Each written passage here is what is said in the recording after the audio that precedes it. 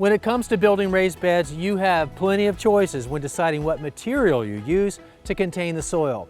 But for each option, there are important things to consider as you decide what's best for you. So in this video, I'm going to give you the most common options available and tell you about the pros and cons for each one.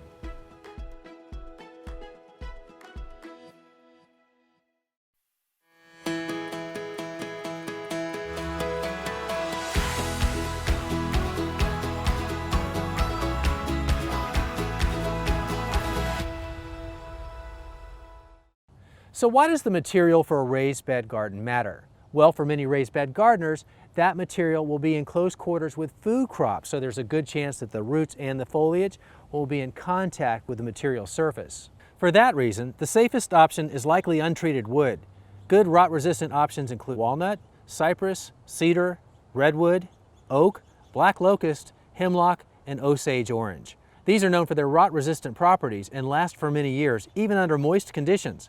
If you choose to use one of these woods, check that it's coming from a sustainable source. Just keep in mind, all types of untreated wood will need to be replaced at some point. But if you're looking for an inexpensive wood option that will last for years, many gardeners use treated wood. Treated wood has been infused with chemical elements to preserve the wood. The primary concern with treated wood is that those infused elements leach out of the wood and may include dangerous chemicals such as arsenic. While treated wood did contain arsenic years ago, it's no longer used and hasn't been for decades. Today's retail options have a higher concentration of copper, but don't have the arsenic. Cinder blocks or concrete blocks are another common option. These blocks are readily available, affordable, and easy to work with. Plus, they last a lifetime. The concern with these blocks is a material within the Portland cement used to make them. It's fly ash. Fly ash is a petroleum byproduct. The risk is that those metals may become available in the soil, but that will only happen if part of the concrete block is pulverized. So avoid doing anything that would allow them to break to the point that the dust from the pulverized pieces could come in contact with the roots. Railroad ties are another common option. While they last for years, they're made with creosote, an oil distilled from coal tar. The EPA says this about creosote. Creosote is not approved to treat wood for residential use, including landscaping timbers or garden borders.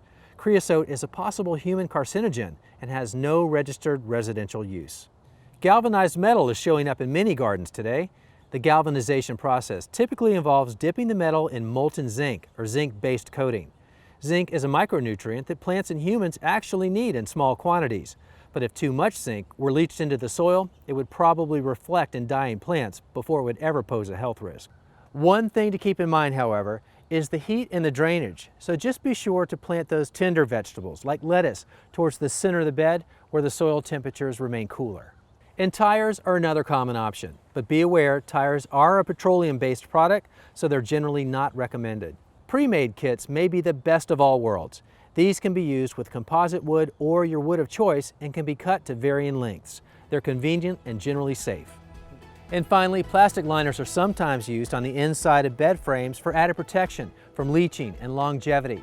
But if you use liners, just look for food-grade polyethylene plastic. That's considered one of the safest plastics available.